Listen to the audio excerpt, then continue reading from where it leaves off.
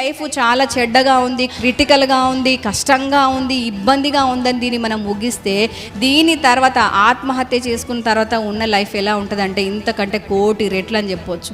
1,000,000 రెట్లు ఇంకా భయంకరమైనది. అగ్ని నిత్యం అందులో మనం మండుతూ ఉండాలి, ఎల్లప్పుడూ కాలుతూ ఉండాలి. శరీరానికి చావు ఉంది కానీ ఆత్మకు చావు లేదు. మంచి చేసిన వారు యేసుని తెలుసుకొని నిజంగా పవిత్రంగా ఆయన చిత్త ప్రకారంగా బ్రతికిన వారు పరలోకానికి వెళ్ళి యుగయుగాలు అక్కడ ఉంటారు.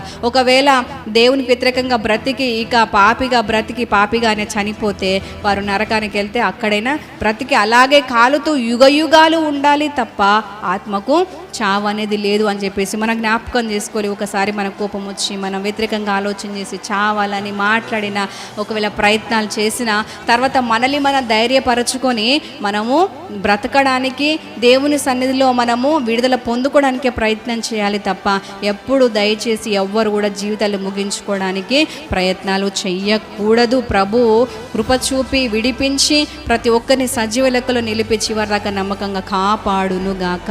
ఆమేన్.